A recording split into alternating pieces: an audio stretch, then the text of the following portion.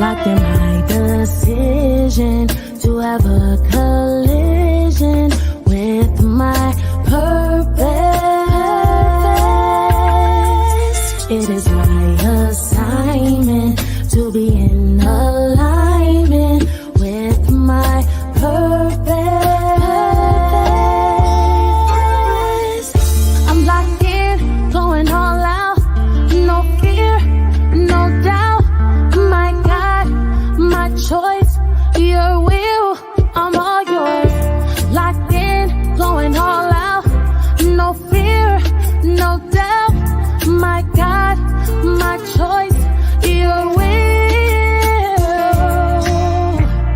your will,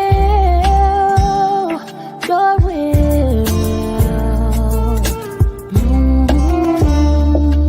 Locked in my decision to have a collision with my purpose.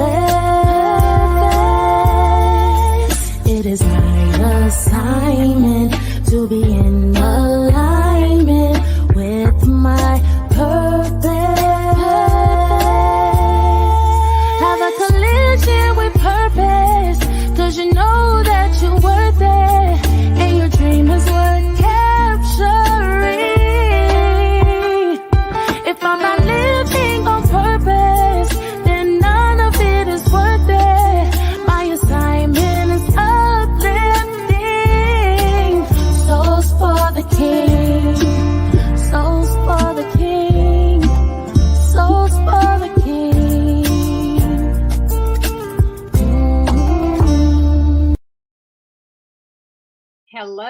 Hello, everyone, and welcome to In the Spotlight.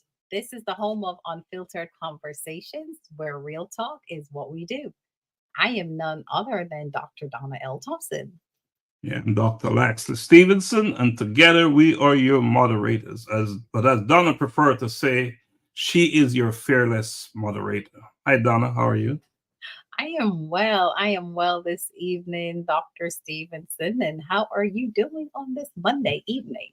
As I always say to you, I'm here, so I'm doing great just to be here, just to be present. Earth. It's just an awesome thing. I'm thankful. I'm grateful because I know as long as I'm alive, the possibilities are endless. Absolutely. I 100% second that. All right. So we're on the same accord. So what's going on with you? What's happening? What's new? Oh my gosh. It's Monday. It's the beginning of a new week. It already started off pretty high impact. So, I'm quite sure there's a lot of excitement coming up for the rest of the weekend. Like everything else, I'm grateful, to be here another Monday evening, to be here with you. And of course, all our audience that's watching us, right? But just looking forward to a very productive week. So I'm happy for the week ahead. And, well, let's welcome anyone out there watching us, right? You're watching In the Spotlight, the home of raw and filtered information, as Donna likes to put it. Because we don't leave anything on the table around here. But Donna, is life fragile? Let's talk about the fragility of life. Oh my gosh. Yeah, life is it really is so fragile. 1 minute you're here, the next minute or the next second, not even minute, the next second you just don't know how your life may change. So it's very fragile. And with that is so important, right? To make sure you're spending, or all of us really, we're spending quality time with our loved ones, and meaningful quality times with our loved ones, and just never take the moment for granted. Just don't take your time for granted, because it can change. It can change within a second. As you're talking about spending quality time with loved ones, I'm wondering how many of us are spending quality time with ourselves. For me, that's the piece right there. Spending quality time with yourself. we don't take care of ourselves as we ought to, as we should. We are out there busy getting things done. Some of it is not even worth getting done, I should add. So But true. what are we doing to take care of us? And that's something I want us to pay more attention to. So if you're watching, if you're listening to us right now, take some time out, look in the mirror and say, I'm going to do better for me. I'm going to be more compassionate. They have a thing they call self-compassion. I'm going to kindness, kind to self. We're going to exercise a little bit more of that, because how can you love another person if you can't love yourself, if you can't be kind to yourself? So you're the perfect guinea pig to practice on. Practice on yourself. Practice loving yourself. Practice kindness to self. So anyway, enough of that. That is that. Let's talk a little bit about a collision with purpose. We have a big something coming up. You want to talk about the colloquium a bit? Yeah, so we know, we're our second year is right around the corner, February 22nd at Shiloh High School. We'll be having the colloquium again. It will be on a Saturday. Doors open at 5. We begin at 6 p.m. sharp, but come at 5 so that you can kind of network and talk to each other, meet people and mingle and see what's going on. But overall, the colloquium, it's going to be this year. Last year was really great for our first year, but this year it's going to even be that much better. I'm not certain how we're, it's so interesting because last year was so good and we got such great feedback. But with what we have on the agenda for 2025, it's even so much more impactful that, anyone that's out there, you definitely want to be there. Of course, we will be honoring, our members of our communities that's just doing the work, humanitarian work, and we want to honor those individuals and, give them their flowers while they're here and let them know how thankful we are for the work that they're doing and to encourage them, right, to continue doing what they're doing. And of course, we're going to have scholarships for students. You want to make sure that you're in that theater, because in order for you to get your scholarship fund, you need to be there. So you want to make sure that you're there. We're going to have a raffle going on. We're going to have entertainment. We're going to have a phenomenal guest from across the pond, like Dr. Stephenson liked to say, across the pond. It's a very big pond, but we're going to have, a great guest that will be joining us as well at the colloquium. And it's just the evening of really networking. And also I'd like to tell individuals that just come empty, like you have a vessel and just there's nothing in it. Just come empty and be prepared to be filled with knowledge, inspiration, motivation, and really having a totally different mindset when you leave there. Don't come with preconceived notions or expectations, but know that when you arrive, when you're there during the event, it is going to be life-changing. And once you leave, you're going to leave with a totally different mindset as far as what you're doing with your life, if you're on the right path or not. And of course, we're going to have the book launch, Daily Insights, which I'm telling you, it's just going to be impactful. So I would just make sure that I have a seat in that room, to be honest with you. If you're out there listening, this is something that you definitely want to be a part of. And you don't want to be the person where you're hearing about it from your friends or your family, like some people experience, right? The first event. You don't want to have someone else tell you about the experience. You want to experience it for yourself. Right. So you talk about having a guest speaker from somewhere in Africa. We're also having a guest speaker from Jamaica. Very powerful individual who is speaking. He's doing some amazing work in Jamaica. In fact, we have two coming from Jamaica. We have honorees coming from California, from here in Atlanta, New York.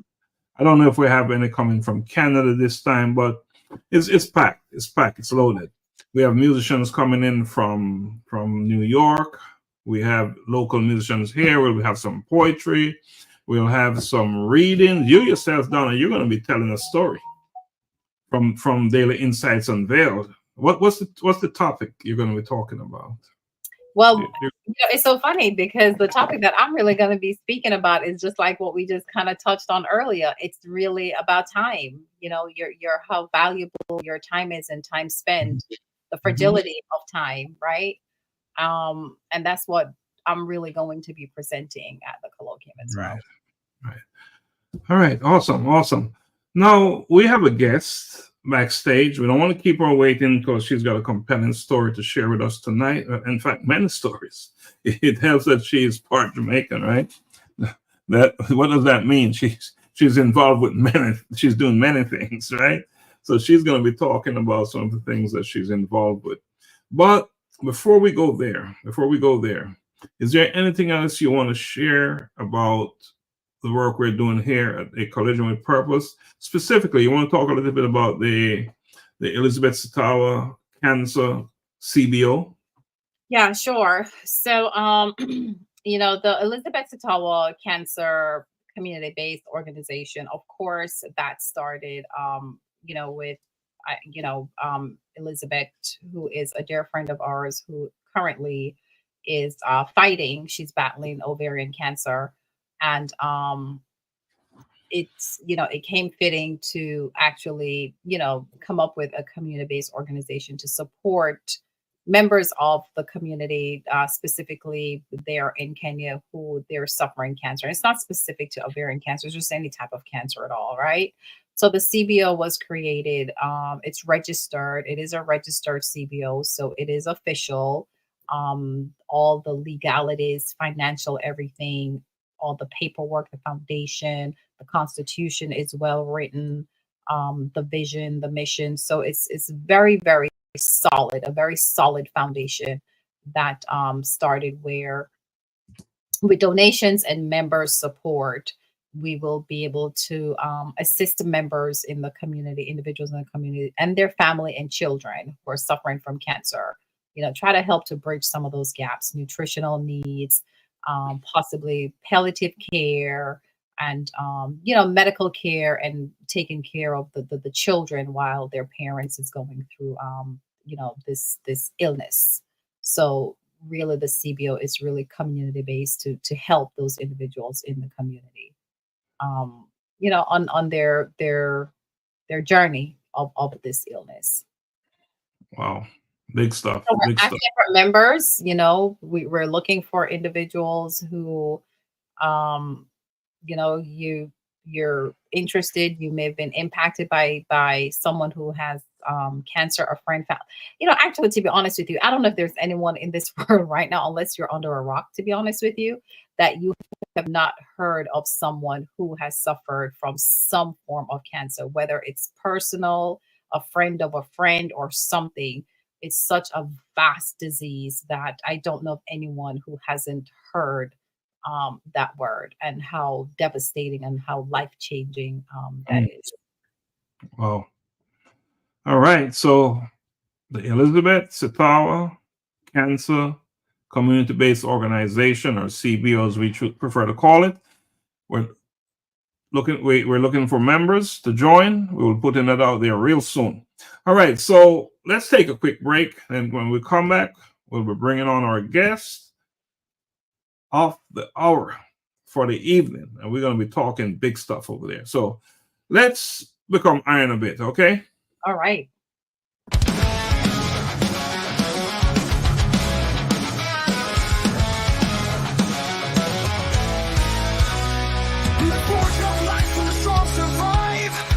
Written of hearts that strive through fire and flame, they find their way, becoming iron where courage holds sway.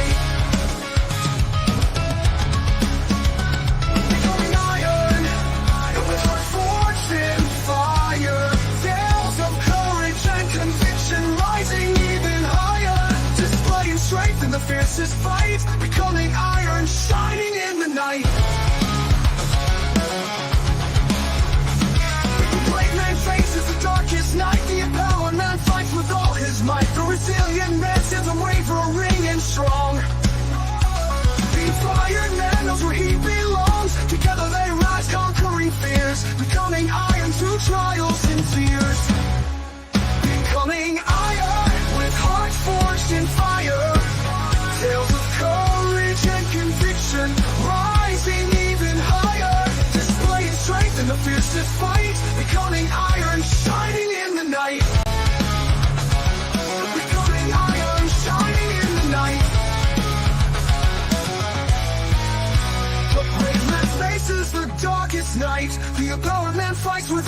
might. The resilient man stands unwavering and strong. The inspired man knows where he belongs. Becoming iron rose where he belongs. Becoming iron, shining in the night. Becoming iron, with hearts forged in fire. Tales of courage and conviction, rising even higher. Displaying strength in the fiercest fight. Men becoming iron, shining in the night.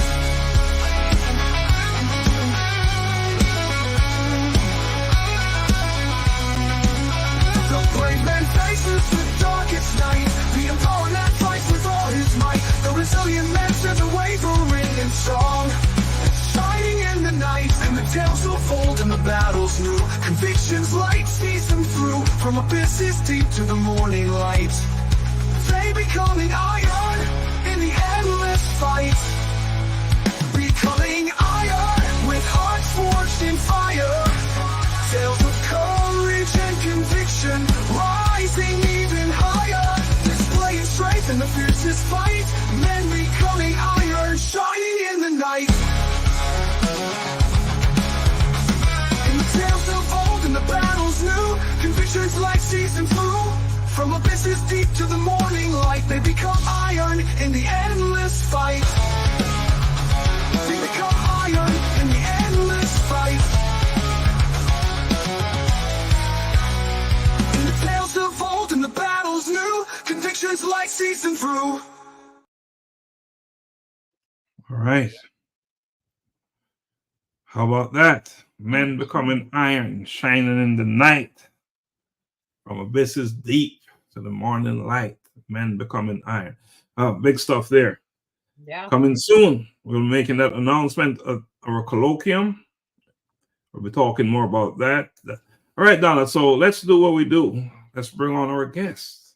All righty. So we have a special guest with us this evening.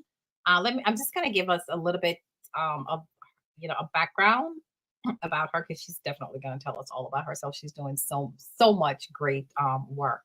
So she is actually an adjunct professor, and she is a author. She has published several children's books, and which it's actually the name of her children's books is Little London and Brown Children's Books, but there are several series to the books. So really, really great stories there.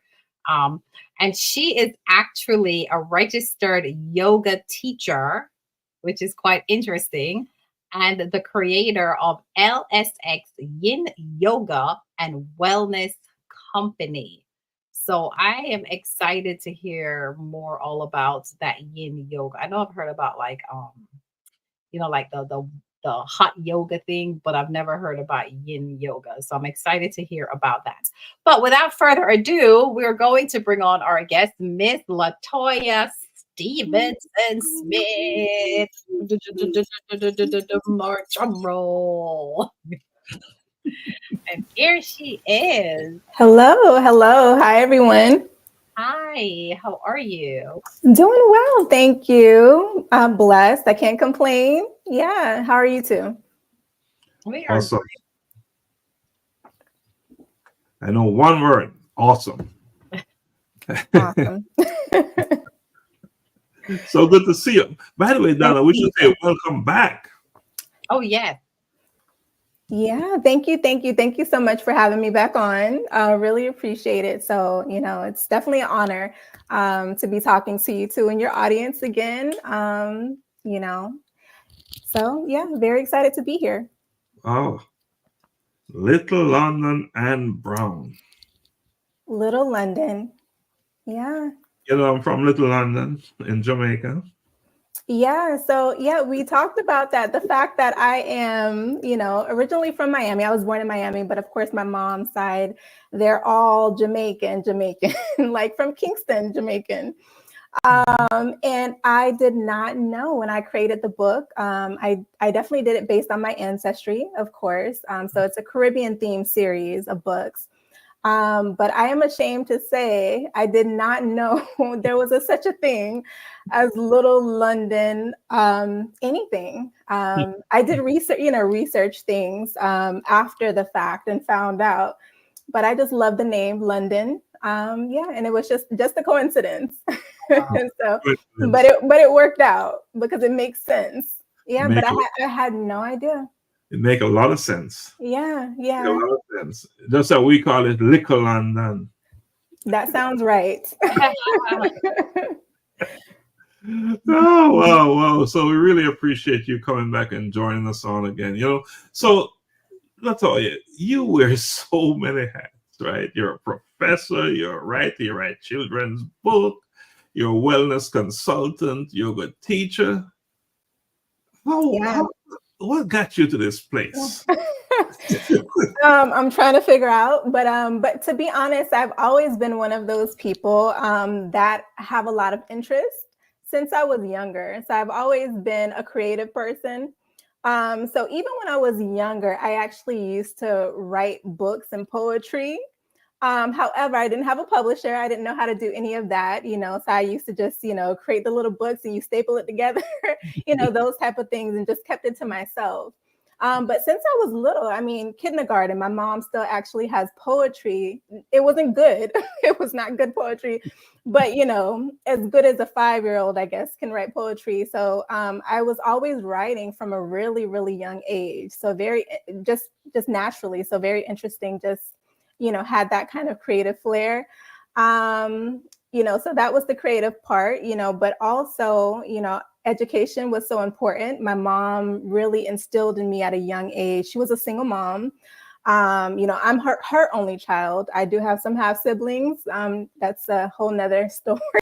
But, so for her, especially coming from, her family being from Jamaica, they definitely had a lot of hardships. And so from a young age, education was really important.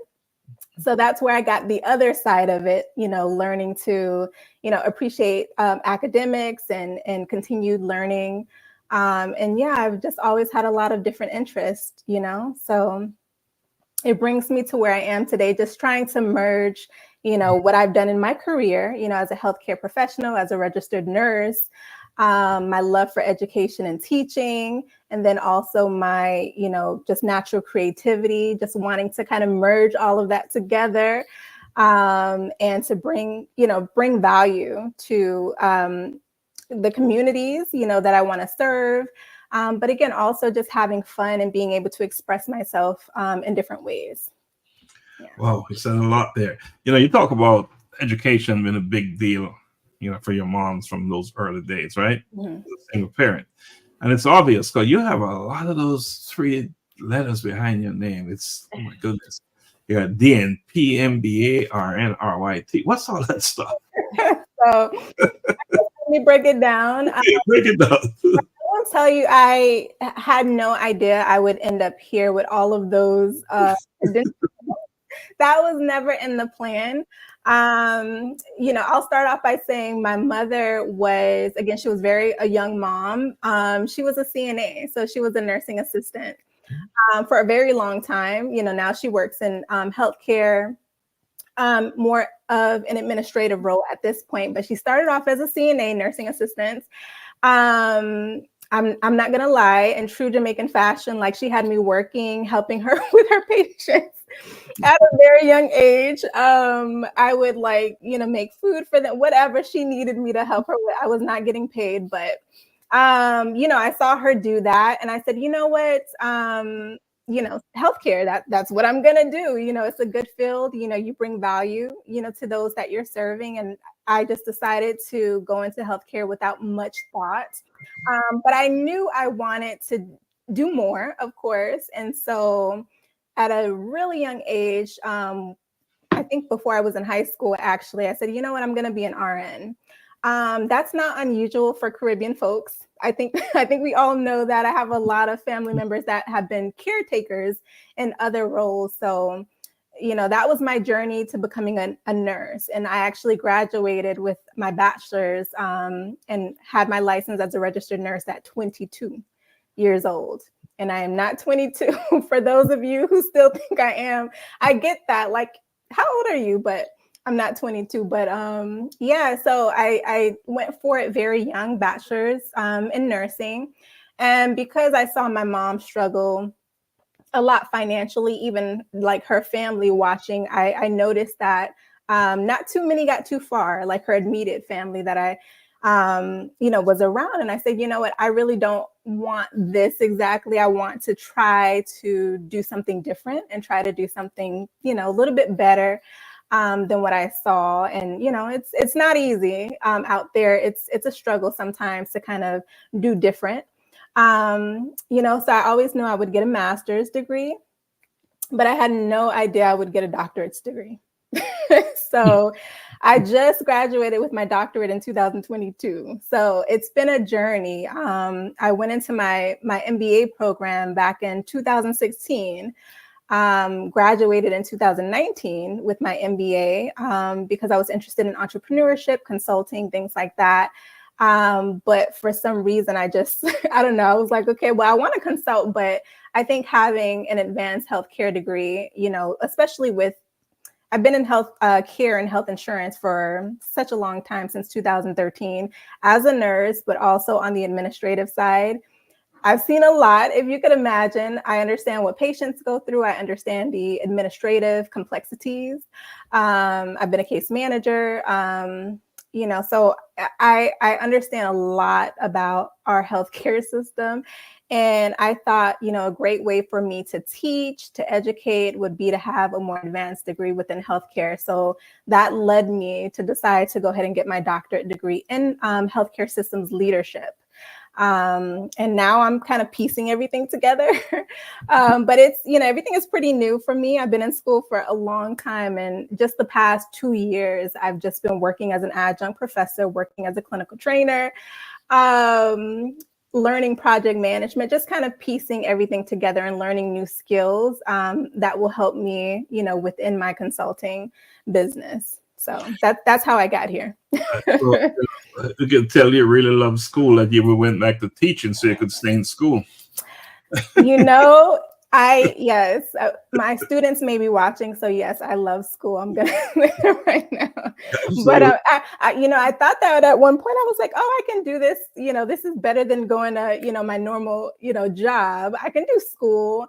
And now that I'm an adjunct professor, I'm like, oh, this is a lot of reading, right? So my mind is like, okay, I think I need a break from reading. Yeah, you're back in school. Yeah, back in school. So, but I love, being able to teach students what you know already. I think that's a wonderful thing. Once you've gone through the ropes, you've had certain experiences, and when you're a professor, the nice thing about that is other people are curious as to what that experience is like. And you're able to, tell them from an actual person that's been out in the field and actually have seen it. So I think that's like the best part of it, is just being able to provide that value to your students.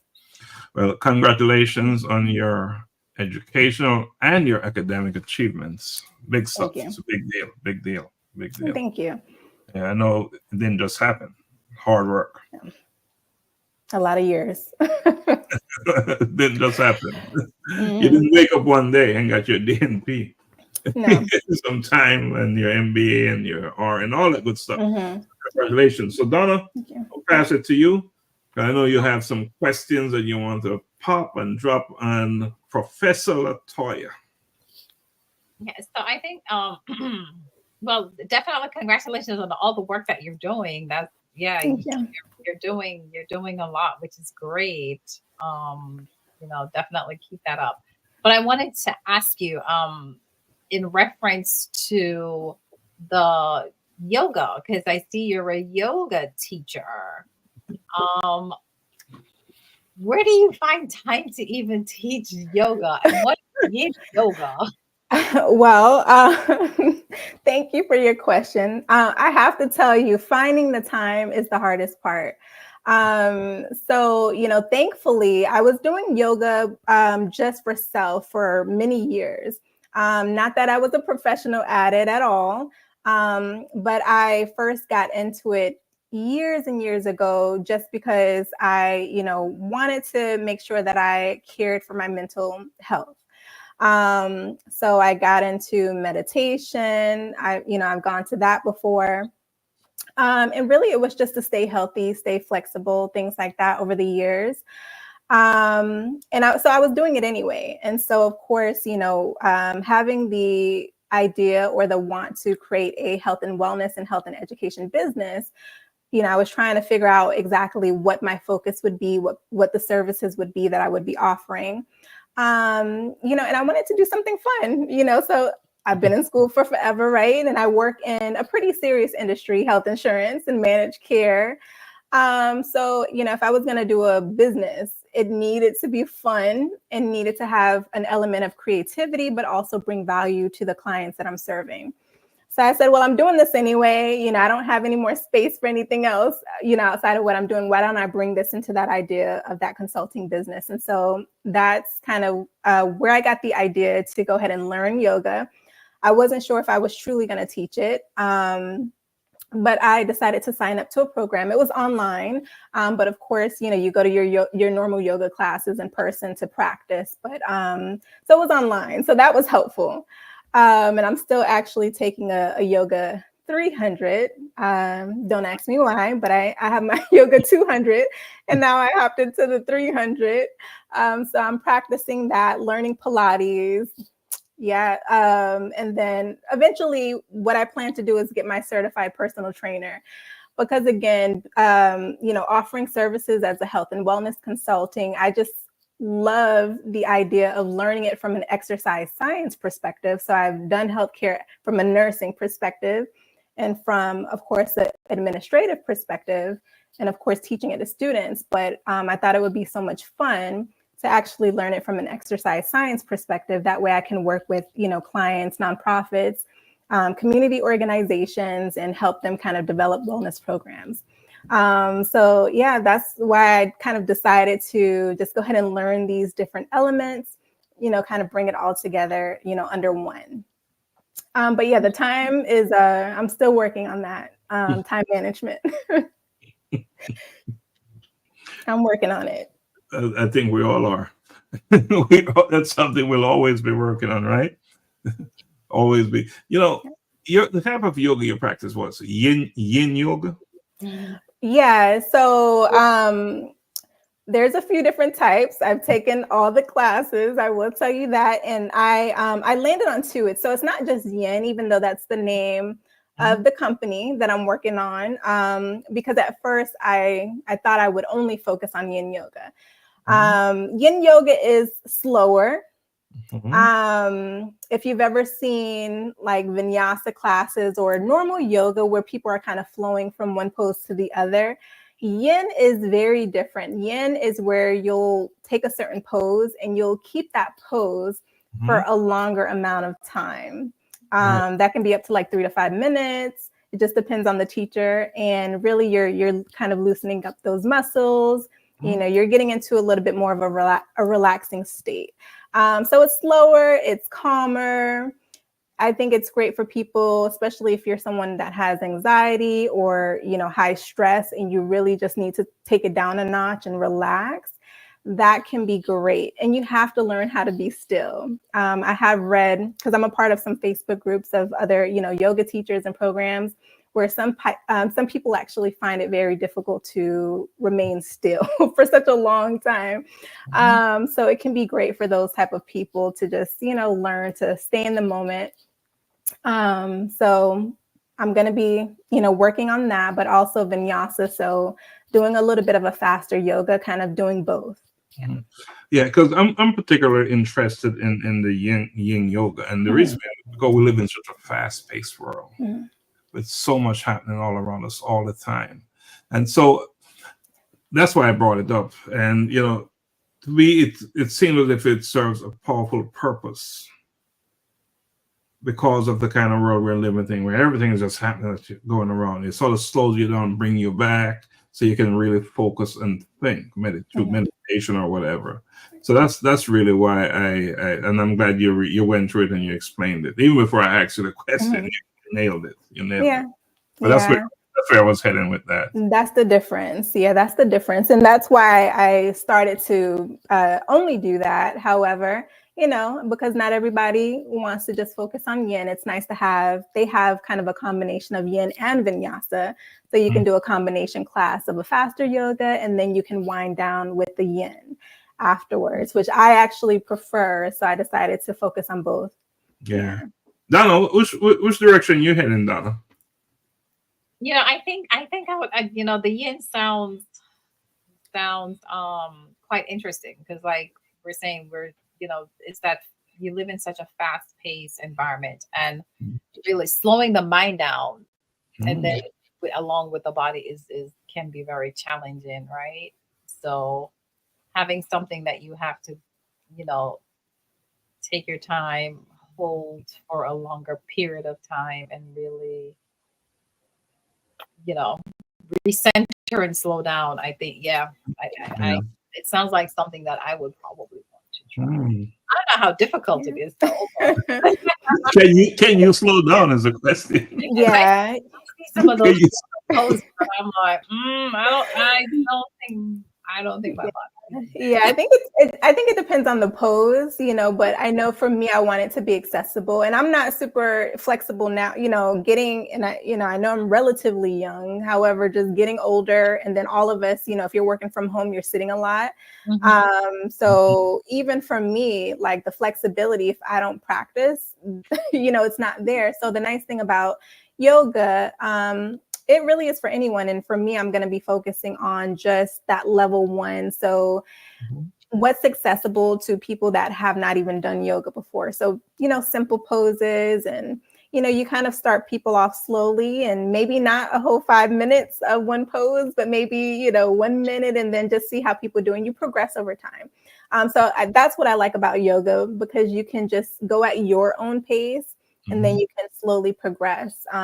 It's all you. Yoga is all you, right? So it's not about mastering a certain pose, or it really is just being able to pay attention to your body, pay attention to your mind, settle into what it is, your practice, what it is that you need to do. So it's all you. So anybody can do it. So I wouldn't be hesitant. I would say just try it. But it's for everyone. It's for us. It's for all of us. What's the health benefits of doing yoga? Well, there's actually studies on this. So I know as a healthcare professional, I'm always looking for the evidence. Because even though I'm into, of course, the exercise science, yoga sometimes pulls in, it's not a religion, but sometimes certain parts of yoga can actually pull in religion, Chinese medicine, so other types of medicine. So I know for me as a healthcare professional, I'm, learning what I need to learn about yoga practice, but I'm also looking for evidence before I ever tell anyone that this is what yoga can do for you. There's a line with certain things. So there are actually studies. I'm a part of Yoga Alliance, which is like a membership-based program for registered yoga teachers. And they actually come out with studies that are evidence-based, so based on research. So there have been studies that show, yoga can potentially reduce stress, so it can reduce your stress levels. Yoga can increase your flexibility over time. Yoga is great for your mental health. So those are a lot of the things the benefits, that are available, once you start practicing. As the healthcare professional in me, I always say everyone is different though. So that's why I say it may, right? Because there's individuals that may have certain illnesses or, physical disabilities, things like that prohibit them from getting some of those benefits. So it's important to say, okay, well, it doesn't cure, necessarily your ailment, but it can be beneficial to you. So it's not a one-size-fits-all type of thing. No, exactly. By no means. Yeah. Let's talk a little bit about LSK Yin Yoga and Wellness Company. Talk to us about that. Just bring us on board with that. Sure. So it's still in the works. I'm still building. Right now, I'm actually just building up the website for the company, and just kind of seeing how it grows before I officially launch it. But basically, it's the wellness consulting that I want to do. So it's under that LSK Yin Yoga Co., that name. However, it's not all about yin yoga. So that's the catch. But I love the name so much. I started to just focus on yoga, but then I decided to expand it out to wellness education. So I'm building the website. It's going to be an online community where you can learn about topics about vinyasa, yin yoga, but also Pilates. I'm learning classical mat Pilates, so you can learn about that. You can learn about self-care.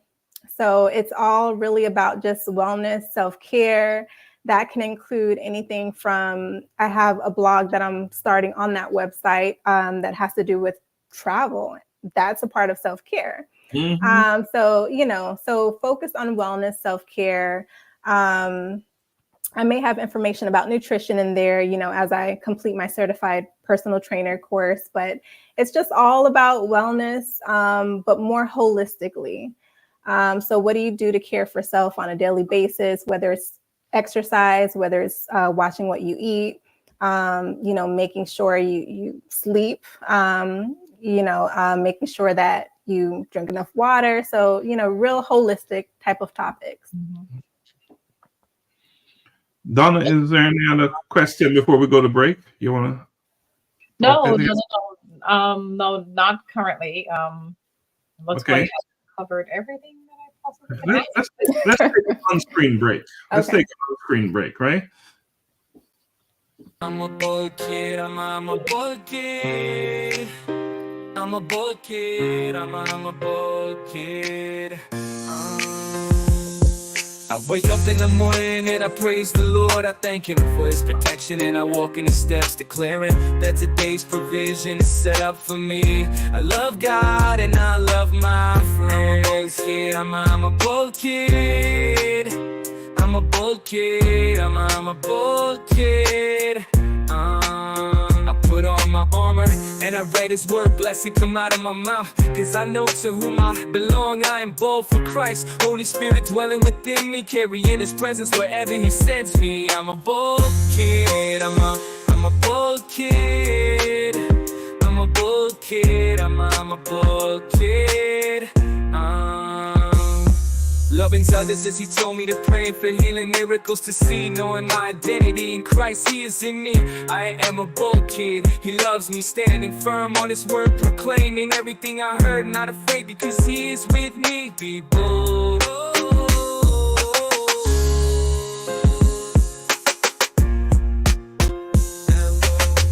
I'm a bold kid, I'm a bold kid, I'm a bold kid, I'm a bold kid. Put on my armor and I write His word, blessing come out of my mouth. Because I know to whom I belong, I am bold for Christ. Holy Spirit dwelling within me, carrying His presence wherever He sends me. I'm a bold kid, I'm a bold kid. I'm a bold kid, I'm a bold kid. Right. Welcome back. Welcome back to In the Spotlight, the home of unfiltered, raw, where nothing is left on the table. We tell it all. And our guest tonight is Professor Latoya. We're calling her Professor because that's who she is. Right? She's one out there imparting knowledge, bringing people on board, young people on board with knowledge. And that's a big, big deal. That's especially here at the Collegium with Purpose. We're all about the younger generation, bringing them to where they need to be, showing them the way, right? Empowering them. That's what we do, right, Donna? Absolutely. Yes, yes. So we have a professor here with us tonight. We're going to big her up. We're going to big her up. So, let's talk about little London. And I'm going to pop something on the screen. I want you to talk to us about it. Sure. So Little London is my other project. So it's my kids book series. So it's something where it actually just started as something fun to do. So I mentioned to you that I have, written books and poetry since I was younger. I've always wanted to do a kid's book. So I said, well, I think this was about last year. I said, well, when am I going to do it? Right? It's never the right time exactly. But I had a little pamphlet actually from this publisher that I had for like years, just kind of like sitting there, as kind of a part of like a vision board. And then one day I just kind of went over, looked at it, and I was like, you know what? I've always wanted to do this. So I got started. I found an illustrator and a publisher and worked on my very first book, Little London and Brown, which is, I think I have this here. This is the first one actually in the series. So hopefully you can see this here, but it's a hardcover. But this is the first one, Little London and Brown. And of course it's Caribbean inspired. And yeah, just decided to continue on. I had an idea for 2 more books to do a series, and just actually finished the second one, which is actually Little London and Brown Travels to England. So hopefully you can see it here. So it's Christmas theme. And of course, because it is Caribbean theme, it's based on my ancestry. When it comes to Jamaicans, a lot of Caribbeans, you'll see where they either have gone from Jamaica to London or, different places.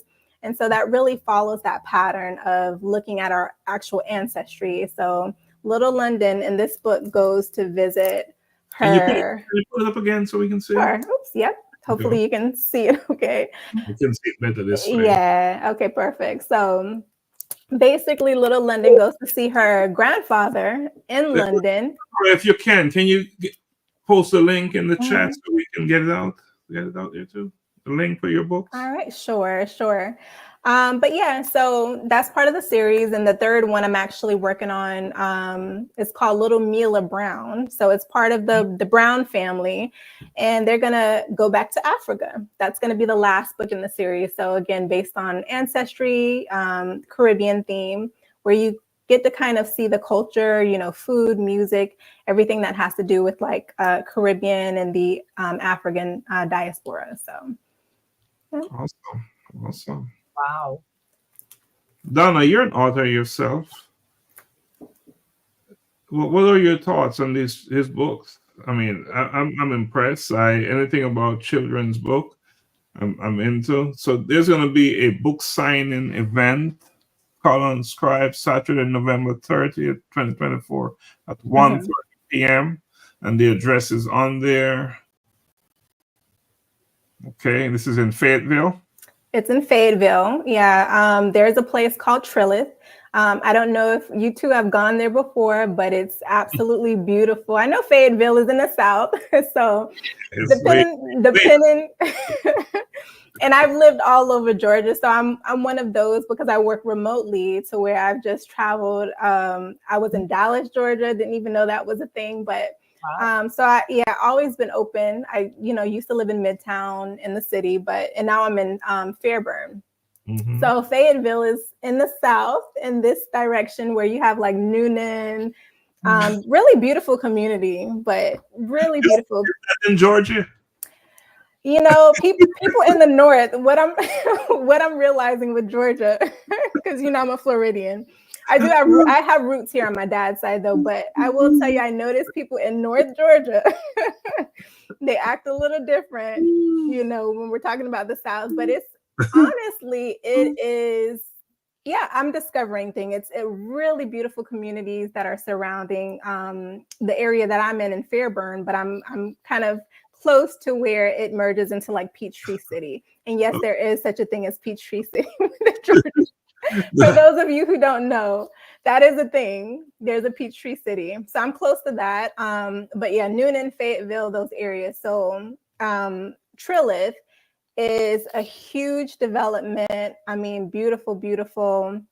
If you've ever been to like Alpharetta and gone to like the Halcyon, I think it's what it's called. Trilith actually mirrors that to me, in my opinion. But it's like they just plopped it in the middle of not much. But there's like movie studios all in one vicinity. So they shoot movies in that area. They're building hotels, restaurants. I think they have a soccer team it's just developing. So it's pretty amazing. I'm about 15 minutes from there in Fairburn. And they have this really adorable bookstore called Scholar and Scribe. You can't miss it because it's yellow. So it's a yellow bookstore and it's the cutest little thing. They have adult books, kids books, whatever you want. So I'll be doing a book signing there. Very excited for it. My first book signing. And just the community is just great. So it's just nice to kind of be local. The first time I did an event with my books, I was all the way on the Beltline with other vendors, which was nice, but there's something really wonderful about being able to serve like your local community. And then just knowing the people that come around, they love, being in that area. And so very excited. So yeah, November 30th, starting at 1:30. We'll be there probably till about, I think 3 or 3:30. And just available, for people who want to listen to the audio. There's an audiobook so they can listen for free. I have little bookmarks to give out. I'm there for the signing, and just to really promote the book. Yeah, so it should be fun. Bring the family, the kids. Bring the kids out. Let's promote these books about Caribbean and Afro stuff.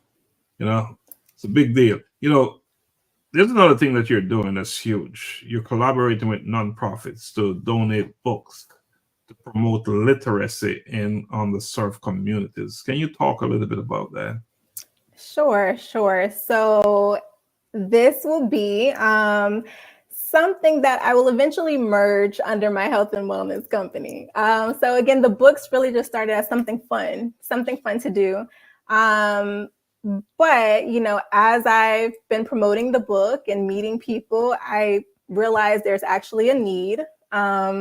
And sometimes we don't know that, if we're not in those communities, especially once we work our way to a certain place in life. And sometimes we don't know, or we don't see where there's a need still. So it's been great kind of just, being able to be in touch with organizations. I donated a few books to a company called Read Out Loud in Georgia. They're in multiple states. But I was surprised. I reached out to them and I said, I have a few books, it was left over from a vending event that I did. Reached out, I wasn't sure there was a need. And I found out there was a huge need, actually. I had no idea. And they partner with clinics. So if, a child is going into the clinic or something like that, they supply books for that child to be, children to come and be able to read. But specifically what got me is the program manager that I spoke to mentioned that there's a need in very specific areas. So that really got me to thinking, you know what? Okay, let me see what other organizations, have the same need for kids, just to make sure they have something to help them, whether it's with literacy or, just to have something. Some kids don't have any, reading materials. Some kids don't actually have that. Some schools actually don't have what they need to properly, educate the children. So it's just, something I thought would be valuable, hopefully. And yeah, so part of that is, donating also to your organization, just to see where I can help out. Well, I know you plan to donate some to our nonprofit, Global Humanity Network, sometime in December. But let me ask you, in terms of jurisdiction, localities, geographic areas, are there any restrictions, I should say? As far as who I would donate to? And where? There's actually none. None that I can think of at this moment. The books are actually available. So I have some physical copies. However, the books are available from Barnes & Nobles, Amazon, and Book Baby as a publisher. So wherever they ship, those books can go. So there's no limitations that I'm aware of, at least. So regarding this donation program you have, I was just thinking about our work that we're doing in Kenya, Donna. Mm-hmm. Yeah, and that would also get you into this other country as well and create a presence there. Mm-hmm. I'm just thinking how these kids could use books like yours. Right. I'm just thinking how valuable that, impactful that could be. Yeah. So anyway, we talk about that. How about that? Yeah, I'm all ears. I'm all ears. That's the most important part, is to just make sure it gets to a place where there's an actual need, you know. And I can tell you right now, it would be very impactful. Just having this conversation, and I didn't think about it before, but having this conversation with you now, I could see the power in doing something like that. Yeah. I mean, same here. Like I said, you know, was doing something fun, and I was surprised. I shouldn't be, because I've worked in pediatrics as a nurse as well, so in underserved communities. So I'm aware, you know, but sometimes you know, when you're a little bit further away from it, you forget. So I think for a moment, I almost forgot that, okay, you know, I have these books. There's a lot of kids' books out there, especially now. But there's still a gap in certain communities. So I said, oh, you know, that's probably perfect. That's a perfect place to start. You know, I have the books, they have the need. Why not? And especially the fact that is it the third one that you said you're thinking of traveling back to Africa? Yes. Yeah. So the third one, which I'm excited, I just got the cover. I've been working on the cover with the illustrator, which they're based out of Africa. Yeah, they're in Johannesburg. When I found them a long time ago, I wasn't sure. I just said, let me try them. They, you know, a smaller company, but they've done all of my books so far. So I said, okay, let me get started on the third one. And they were so excited because they're like, oh, this is coming back to our neck of the woods. And I think the illustrator is actually from the Philippines, if I'm not mistaken. You know, but the company itself, they were so excited. So yesterday, I just got the draft of the cover for Little Mila Brown, which again, Little Mila, she's a part of the Little London Anne Brown tribe. She's a part of the family. And I can probably show you a little bit from the current Christmas book. She's in there. And so it's a transition for her to be in that third book. And, you know, that full circle going back to Africa, but they're going to head over to Cape Town. The special thing about the third book is because, you know, I do plan to put it under that umbrella of the health and wellness and literacy and wellness together. The third book is going to be themed with health and wellness themes, yoga, Pilates. So it's going to be fun. Little Mila's mom is a health instructor. So, you know, things like that, just kind of like putting those things in there. And part of that, I will tell you, is because I learned while I was learning different types of yoga, that children's yoga, and I didn't know this before because I don't have babies, but I have fur babies, but no babies. But children's yoga actually involves storytelling. Why I didn't know that, you know, so it's something I learned by taking a children's yoga course, that they incorporate storytelling into yoga time. So that really combines that literacy and wellness together. So the kids can have fun, you know, they can get exercise at the same time. They can learn meditation. And you'll probably know in some schools they do SEL. So it's mindfulness and those type of concepts. So it makes sense. I decided to go ahead and integrate those concepts into that book with Little Mila Brown. As they go on an adventure to Cape Town. But Mila's mom is going to be teaching about community wellness, mindfulness. And so that way, you know, yoga teachers or other types of health instructors can also, if they want to, you know, purchase the book, they can incorporate that into their classes if they hold classes for children. So, yeah, so should be a lot of fun. And I know I'm excited talking about it, but, you know, like I said, the company was ecstatic. So it's just always nice when other people share that vision that you have. your passion for what you do is coming out, is jumping through the screen, and that's a good thing.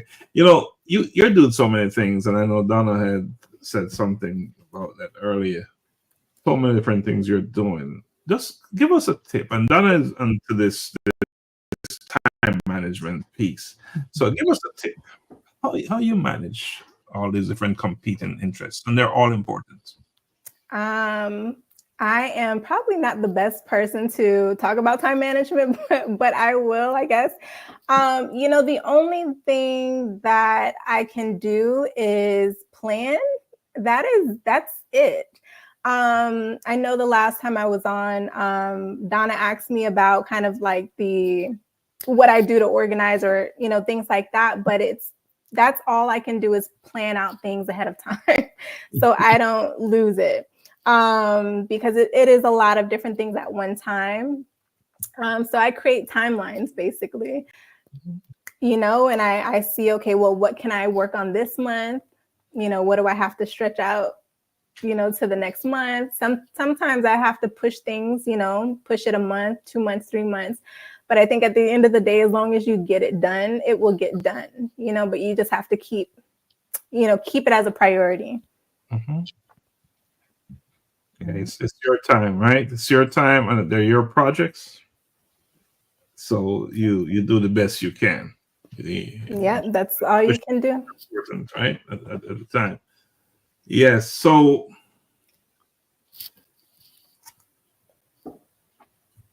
what in the future, you know, what's your big plans for the future? I know you have the consulting piece you're working on. And anything else, anything new you're looking at outside of what you're currently doing? I feel like that's enough what I'm doing. I think what I'm doing with the health and wellness, I think it's enough to keep me busy for quite some time because it's a buildup. You know, you have to build the different pieces from operations, you know, to marketing, to project management. So I would say like this year, it's mainly learning that I'm doing a lot of learning, different skill sets. I'm doing a lot of building. So I'm actually creating the website for the company. So I'm working on that. And I guess travel in between, you know, but that's about it. I think that's all I can fit. I'm not sure if there's anything else. I started to add something, but I was like, it doesn't even make any sense it's too much going on right now. But I am working with a company to do public health equity consulting as well with another company. So I'm working on my company, but they just reached out to me to actually work with them as like a trainer or somebody who actually creates material to talk about public health equity to different companies. So, but it's all intertwined. It's all interrelated. It's, you know, it's all the same thing. It's health, you know, public health education, you know, training. So it's really just kind of me working on those things, honing my skills. You know, and then again, hopefully I can officially launch what I'm doing within the next year. Any plans to take your writing outside the scope of children's book? So glad you asked. So yes.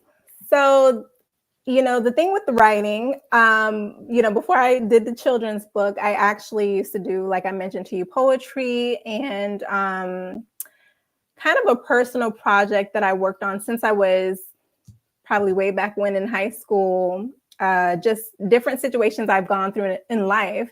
I started writing more of a creative writing piece, just as a way to get my thoughts out, just for me personally. That is it. No intention of publishing or anything like that. So I started that like way back in high school. You know, put it off to the burner. Every couple of years, I always think about, okay, this little project, I add to it, I write. And so as, you know, the children's books are actually coming to a close, you know, because I'm working on that very last one. I said, you know what? Okay, I've had this kind of manuscript just kind of marinating there. I keep thinking about it every couple of years. I'm adding to it. Of course, I write differently than I would have in high school or even 5 years ago. So I'm adding things. And I went back to it actually not too long ago. I took a look. I didn't realize how much I actually wrote. Different pieces, but different pieces from different eras. So a lot of things that I have to kind of bring up to speed. So it is a project that I am working on after this kid's book. And it's a book for adults. But it's more of a kind of a short story, kind of like a coffee book type of, project where it's a creative writing piece. So there's characters in it, but basically that book talks about the hardships that we go through in life, right? The journeys that we follow in life and how to get to a place of feeling free. So it's called Breathe, which makes perfect sense since it's a health and wellness business that I'm starting, but it's called Breathe, A Poetic Journey. And just something I'm working on the back end for adults, but to put under that yoga umbrella, that company. It's not yoga related necessarily, but it really is about, how to get through the hardships so you can see the light on the other side. With the characters that are in it, they basically, I hate to say it, but I hate to give it away, but basically they decide to kind of ditch their 9 to 5 and just take off and, travel around the world. So that's kind of what the book, but it's going to be a little bit more poetic than it sounds. So that's why it's taken me a moment to kind of put all these pieces from different years together and write it in a voice that I currently, the way that I think currently, and just rewrite things. Because again, I want it to be a little bit more poetic, little emotions in there, and so I'm working on that. Yeah. Well, let's take a quick break, and when we come back, maybe you can recite one of your poems for us. I'm like, okay. Okay, let's do that. Let's play Shadows. Caught in the web of what they said, lost in the expectations, living in hesitation. I walked in other shadows. Deep inside, a fire burned, a whisper turned to a roar. I am liberated from walking in other shadows. I walk in my authentic self, breaking chains within. From the shadows to the light, a new life begins, shining so bright. Society tries to mold you into someone you couldn't be, fighting through the darkness to find the real me. No longer bound by others' rules, let your spirit soar. With every step you take, you are stronger than before. I am liberated from walking in other shadows. I walk in my authentic self, breaking chains within. From the shadows to the light, a new life begins, shining so bright. Breaking away from the shadows within, I rise up and shine from deep within. Beacon of light, I'll always be, living in truth, walking in victory. I am free, yes I am free. From the shadows to the light, I am free, walking in my truth, forever free, living in victory, shining brightly. I am liberated from walking in other shadows. I walk in my authentic self, breaking chains within.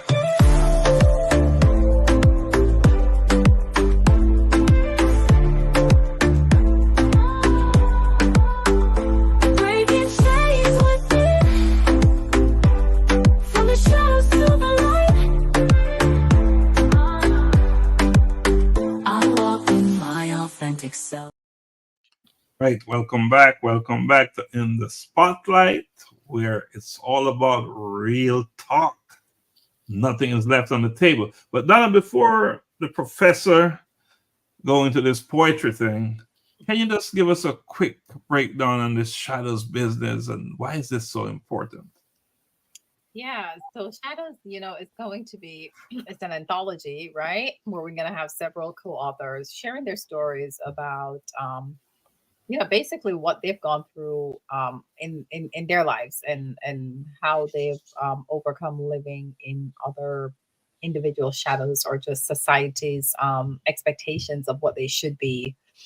And then you just get to a point where in life you realize that what, I've been living this life and I'm not fulfilled. It's serving me no purpose and I can't do it anymore, to where you've just become this new person and you've become liberated and basically just say, I don't care anymore. This is the path that I'm going to take, and find your true self.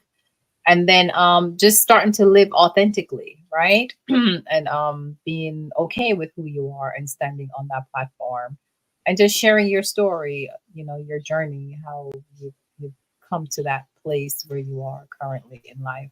And that's really what Shadows is really all about, is just breaking free from, all those expectations that's been put on you, that at some point you realize that it's serving you no purpose.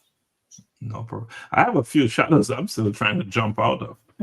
Just trying to jump, like one of them long jump type of guy who's just running and just boom, just get away from them shadows. Them things can bind you in a place where you don't belong.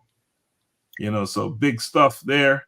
Yeah, and I find that sometimes, Dr. Stevenson, that if you're not careful, because of course, shadows, it can be a good thing and a bad thing, right? It just depends on, what you do with it. But I find that sometimes individuals, you get trapped in it until it's almost like you lose yourself, you lose who you are, you lose your identity, you lose your being, because now you've morphed into something that you don't even recognize yourself. Well, I can say that our guest tonight, Professor Latoya, is not walking in. She's the one that's creating shadows for people to walk in.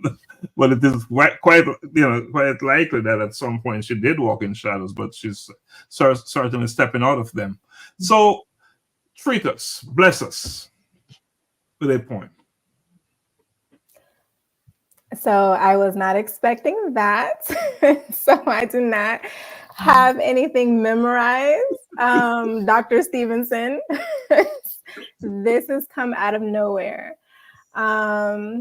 To be honest, I don't. Do you really want a poem, Donna? Donna, do you want to get me out of this? Yeah, sure. I'm gonna keep you right in there.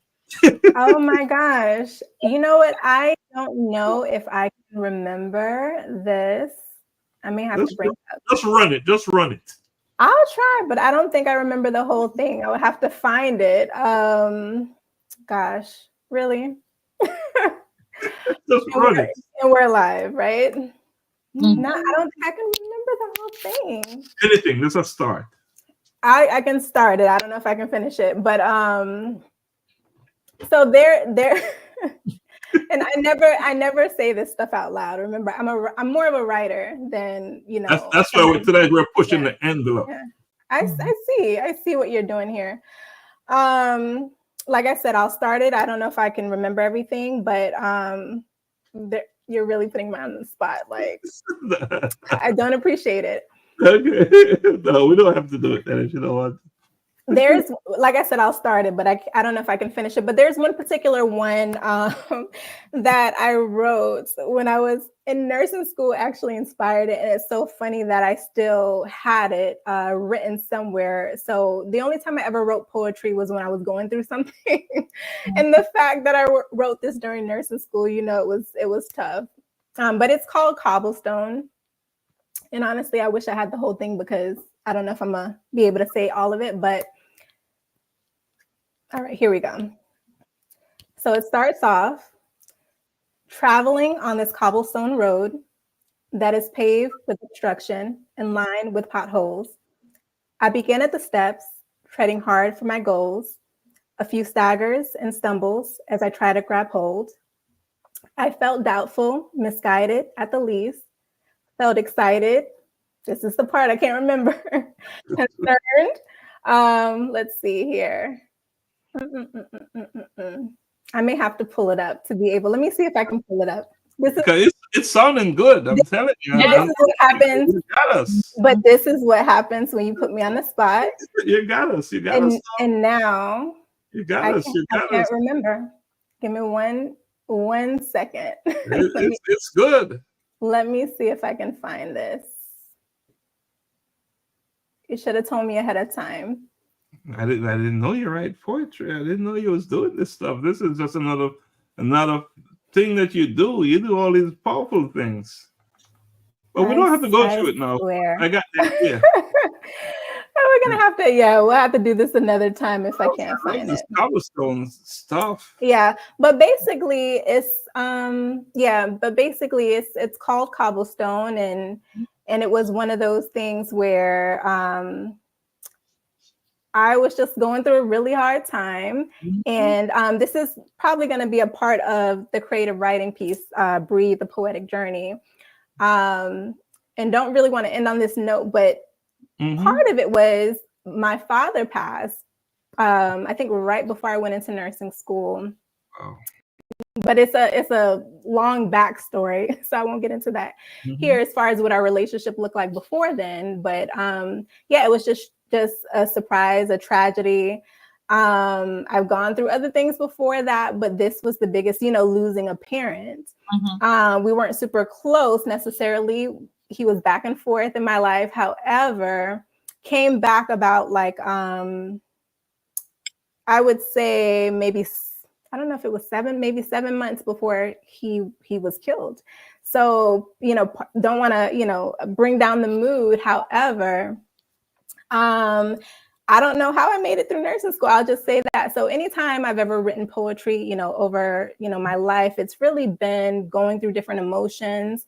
And so, I happen to have that happen, but still having to push forward, of course, being especially a first generation, wanting to do better.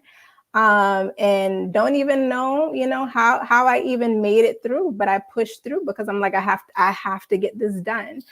So the poems, I'll leave you in suspense with that little piece because I can't remember the rest. But basically, it's written somewhere. But those poems are basically inspired by just going through life. And difficulty in life, and trying to describe those different emotions that I may have felt at that particular time.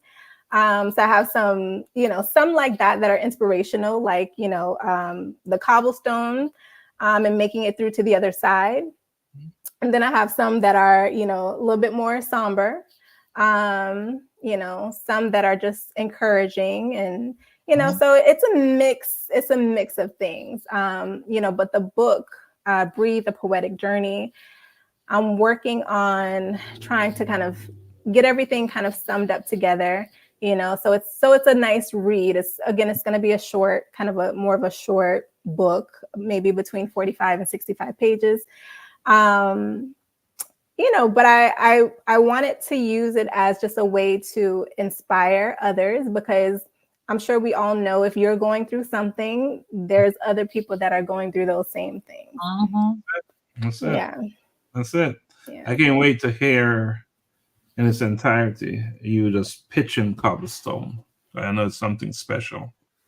The way it's, what inspired it, how it came about. Big stuff. Donna, any questions for Latoya? I have one question I want to ask her, but I won't give you the opportunity to ask questions. So will you be publishing your poetry in the near future? So that is a really good question. I didn't know I was going to talk about all of this. Because these are really, it's so funny that, you two have asked these type of questions, because these are really just things I've just been working on the back end. And I never really talk about what I'm doing unless I'm sure and unless I'm close to kind of finishing that project. But Yeah, but you know, the last 2 years, that's what I've been focused on. That's why I have these different things going on. It's because I'm like, you know what? Well, it's never going to be the right time. You know, you never have quite enough money on my end, at least. I'll say it never feels like I have enough money, enough time, enough this. But it's like, well, if you don't do it now, when are you going to do it? You know, I know I say this, you know, this is what I've definitely, you know, kind of self-talk to myself these days. It's like, okay, well, today I'm healthy. Today, you know, I have my finances look like this today. I don't know what things are going to look like tomorrow. And I think that's true of all of us. We don't know. And so that's why it's so important to me to just kind of work and get these things out. So to answer your question, I am, you know, considering, I started working on the creative writing piece that I told you about, you know, that's about kind of travel and kind of like what you mentioned, kind of ditching those expectations or what we thought we wanted, things like that, and just figuring out what do you truly want. However, because I do have the poetry, you know, I said, okay, well, you know, should I not? And so I'm actually leaning towards just doing that book, but also doing a poetry book that complements it at the same time. So yes, so I'm working on it. I mean, I have the poetry, so but I'm working on adding a couple other poems as well, and putting it out there. I guess you don't know until you put it out there. So Professor Latoya, as you know, the name of our company is Collision with Purpose, right? So we expect collision with purpose all the time. We expect things to happen, right? And we expect that anything is possible. And it will happen, right, Donna? We're the kind of company, when you come and you have a conversation with us, there's nothing that is tabled. That is good. We expect that it will come out. So I think it was appropriate, and it's a good thing that we're having this conversation about your poetry, even though, you know, you've done all you're gonna do. Yeah. We know that's not so. We know that there's so many more opportunities and things waiting. And as soon as you recognize them, you're gonna run with them like no tomorrow. Yeah. So we know you're probably just taking a break in your mind, but that's the only place the break is right now. It's a brief break, and that's how it should be. You know, what would you say is the biggest lesson that you've learned through your journey so far? And how has it shaped your purpose in life? That is, I think that's a pretty powerful question. Gosh, what I've learned on my 38, I don't think I've ever mentioned that, my 38 years of life. In case, you know, you all were wondering, 38 years of life. Gosh, that's a tough one. Because everything that I've done, you know, it's been, you know, certain achievements, you know, school, academia, you know, with work and career. But it's like like the things that I'm working on now, it's like I circled back to things that I did when I was a kid. And I think that's probably true. I don't know if it's true of everybody, but I think it's true of probably a lot of people. Like we have these expectations, whether it's ours or most likely, I'm assuming it's more so either society or parents, but we get these ideas from others around us on who we're supposed to be, what we're supposed to do, you know, what we need to become, what we need to achieve. And we just kind of sometimes just go that direction. And then sometimes we wind up in a place. I know for me, it's like with the writing as an example, all these other things that I've done, and I'm so grateful, just, you know, the fact that I was able to achieve what I have, you know, whether I was, you know, feeling doubtful or not, to just kind of keep going and to get it done. But it's like, no matter what I have achieved, it always circled right back to just the things that have made me happy, like as a child, the creative things, right? So I did all of this. I have all these, you mentioned the credentials, all of these things, very proud of them. But the things that have made me, just probably the most happiest was really just being able to do things that are creative that just kind of come naturally to me. So it's funny, sometimes we diverge because we're like, we got to get this. And I'm not saying don't, because I think these things are important. What I give is valuable as far as my, my education and my background and my career.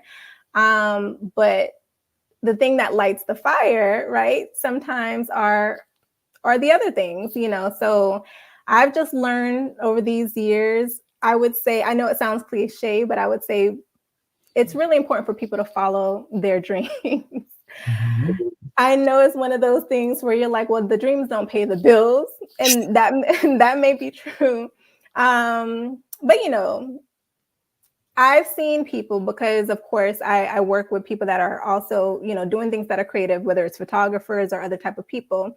And I admire that. I've always admired that so much, to see that they took a non-traditional route, right? And said, you know what, I know everybody's going left, but this is how I feel. I'm going to go right. And I've seen people that are able to just, make it work, just following their dreams. And I've always admired that. So, but it's a balance. But I would just say that's probably the one thing that I learned, because I feel like no matter what, if something is really in you, you're eventually going to feel that you're going to have to circle back and get that completed. I don't know how you all feel, but for me, it's like, it's always a pull. So I'm like, I finished my MBA.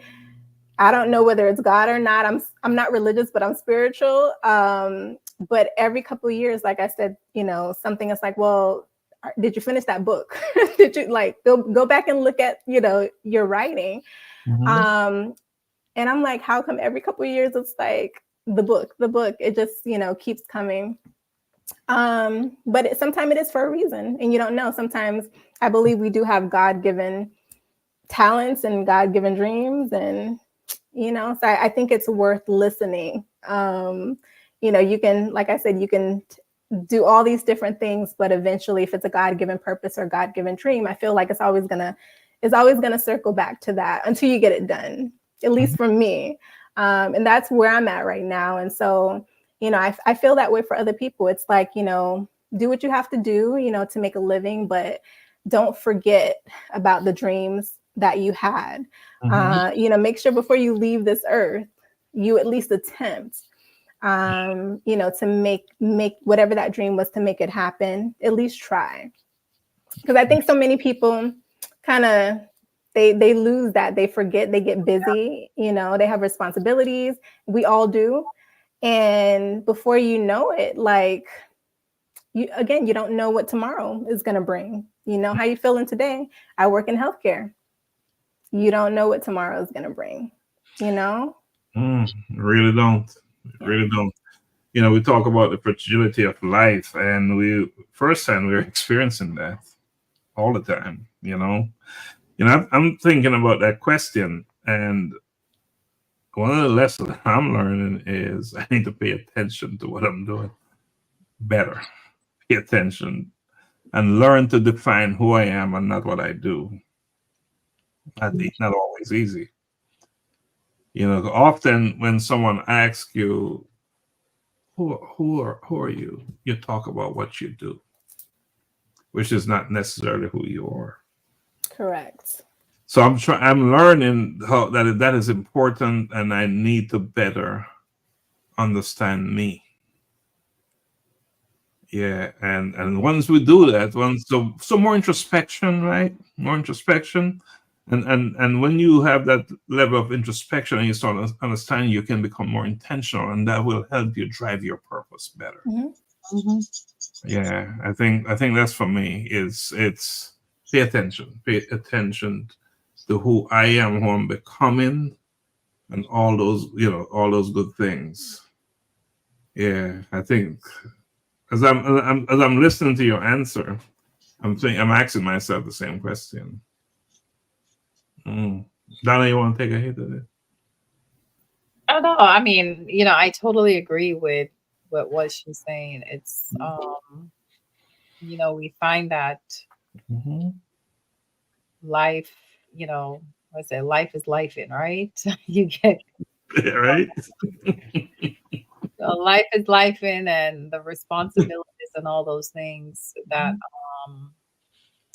we end up having to do. But at the end of the day, there's always something that tugs at you to take you back to that early childhood, early foundational part of your being, of what you enjoy doing, what you when there was no influences, right? When you were just pure, Mm-hmm. pure with your gift, your talent that you were blessed with, whatever that may be, and there was no influences of this is the path that you should go, and you know and then how you end up to really just lifing for you.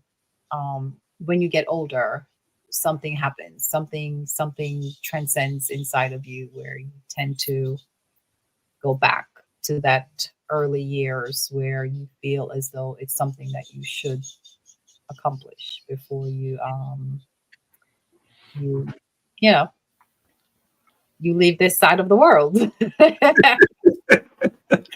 you think we're curious enough that have we lost some of that? we have we have And we is have that a good? Is that good? it's not, because I think it goes back to, like I said, that whole life and we get so caught up in the everyday ruts, and what we need to do, what and the expectations, right? All the expectations that's put on your head, all these things that you have to live up to, that you lose that Talking curious about shadows, right? Again. yeah, you lose that curious side of you. Mm-hmm. And I think to a certain degree it stunts your growth. It stunts your growth, because now you're like in this little cocoon where you're just functional. You become functional, and your growth then becomes limited, right? Mm-hmm. Growth becomes limited. It's almost like, I don't know if you've ever seen like a rose plant, right? Like, I love roses. But sometimes, like, and I know we're running, but if you ever see a rose plant, like sometimes, like it's growing and it has the bud, and it looks like it's gonna do something great, and it's about to, all the petals about to bloom out, and then for some reason it stucks. It gets stuck, and it never fully blooms, and it's just stuck there until it withers, until it literally withers away. For whatever reason, right? Whether it's lack of nutrients or whatever, whatever, right? It stays there until it becomes withered, and then it dies. So it never really fully bloomed to that beauty that it could have been. And I think sometimes our lives can be like that. And too often that is the story of so many of our lives. So that's why it is more critical that we understand who we are and what we're all about. Intentionality is something, and so for me, I'm older than both of you, needless to say, but I still struggle with these type of things, by the way. And often when I ask a question, it's because that's something I'm thinking about for me.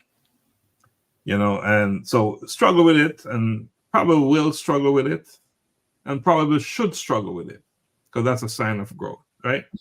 The moment you think you got it, and man, I mastered this thing, that's when that flower stop blooming that you're talking about. So anyway, so we can't stay here forever, but final thoughts, Professor Latoya, you're up. Well, final thoughts, I would say, gosh, it's a tough one. Well, let me say thank you, first off. So it's always insightful for me. I know this is the second time that I've been on, but just I don't talk a lot about myself and my projects, like I said, until they're a little bit closer to being complete or out there already.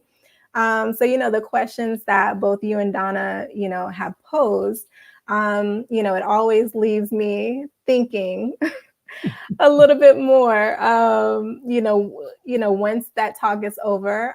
But it's necessary, it's valuable to have that introspection and to share as well with other people. It does hold you accountable to a couple things, and but it's just nice to, of course, just share what you're doing. So thank you for having me on. I'll say that I do appreciate that. But my goodness, final thoughts. I would say, before I said take care of yourself, and I know you mentioned taking care of others as well. So I would reiterate that and say that again.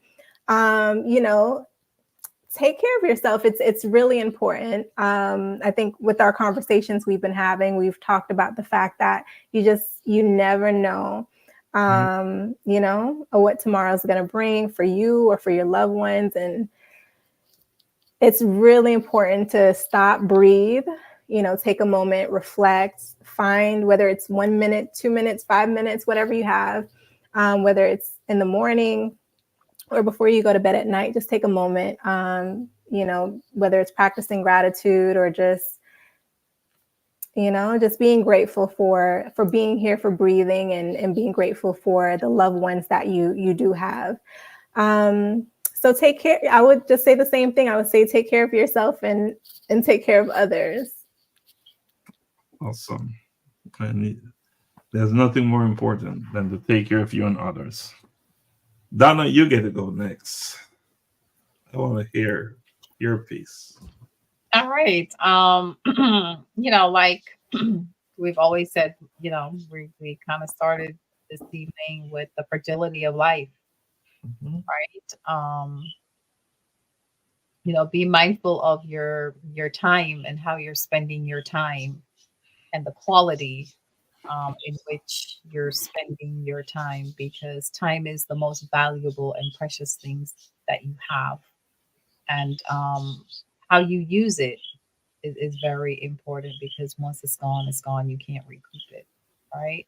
So just be mindful of the things that you're doing when you're utilizing your time. Consider your time to be the most precious thing you have and treat it as such. And whether that's, having to use that time to take care of yourself, which you should be, taking care of yourself and taking care of others and spending time with others, or whatever it is that you're doing. But just look at your time as the most valuable, the most jewel thing that you have, that you've been blessed with, and be mindful how you use it and treat it as such, because it is something that is very precious and we cannot replace. We definitely cannot replace that. Oh, sure can't.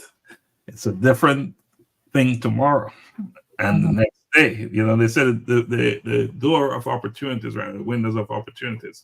As the time go by, it's a different opportunity, right? The thing work like this. Here's the door, here's a window. And then it's work like this. So it's not the same opportunity by the minute. But so tomorrow's election. It's a big deal.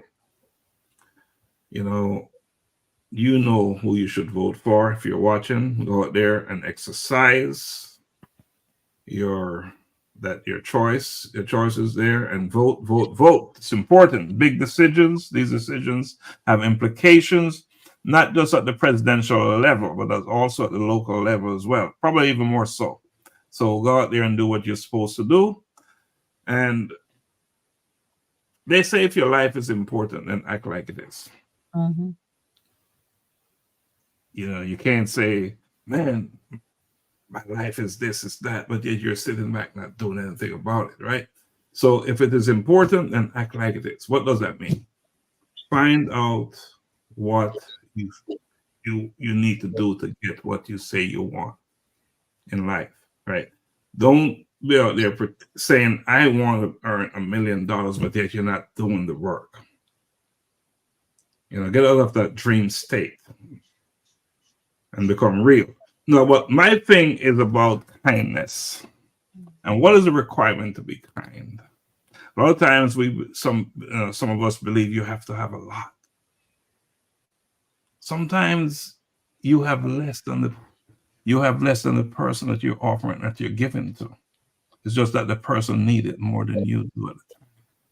Right? So we must understand that just one small act of kindness can go a long, long way, make a difference in the lives of others. So be mindful, be kind, and be kind to yourself, but be kind to others as well. It is not cool to be driving down the road or walking by people and look at them and turn around because you don't like how they look, because they might look a little bit dirty, they might look a little bit. There's a reason why. Mm-hmm. So don't use that as your excuse not to give, because that is not kindness. All right, so that's my piece. You don't need to have a lot to give. There are times when you can have less than the person you're giving to, and it's okay to do that. That's what they call charitable giving. You're giving without any expectations and not wanting anything back. So practice that type of giving, charitable giving, with no expectations, nothing back in return. Now, I must say that, Professor, that's my name for you now. Professor, I'll take it. It's a respect. It's you earned it. Mm-hmm. So Professor Latoya, we truly appreciate you coming on again a second time, and for you sharing with us. You're doing so much, and what the good thing about what you're doing, it's not that you're doing a lot, but it's impactful, it's meaningful. All the things that you're doing, the things you're doing with those books that you're writing, what we've learned over time is that there's only so much you can do with those who are already going through the gate. But when you start at an early age, they impart the right kind of knowledge. And not enough kids are reading as they should. So when you start to get them to start reading, get into the habit of reading at an early age, you can move mountains, or you're help to form a generation that who's going to be leading this world. So it's a big deal that you're doing with those books. So keep writing them. Don't let the third one be the last one, by the way. Even not because you're going back home to Africa. Don't let it end there. Don't let it end there. Continue writing those books, and continue to do what you're doing with partnering with nonprofit organizations, and give it to students or the kids in underserved communities. That's a big deal. That's what we believe here at A Collision with Purpose. We're into the scholarship business. We're into giving back to underserved communities and just lifting and empowering people who need it. Right, Donna? That's what we do. All right. So not much more for me to say other than, Donna, can you take us home? Sure. Yes, I would definitely like to say, Professor Latoya Stephenson-Smith, we do thank you for being here with us, your second time with us. And of course, as you continue with all your wonderful projects, we extend our invite for you to come back again and share with us all the wonderful work that you're doing, and keep on doing what you're doing. We're very proud of you. To our audience, we thank you for joining us this Monday evening. We do not take your time for granted. We are very grateful that you've spent your Monday evening with us. Like Doc said, tomorrow is election day. If you have not voted, please go out there and cast your vote. If you don't vote, your voice is not going to be heard. So you want to make sure you go out and you let your voices be heard, whatever you may vote for.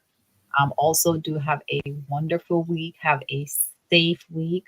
Like Dr. Stephenson said, kindness, being kind, it doesn't cost you to be kind to someone. So go out there, be kind to someone, be mindful how you're using your time, and value the people that's around you. And have a wonderful, wonderful rest of the week.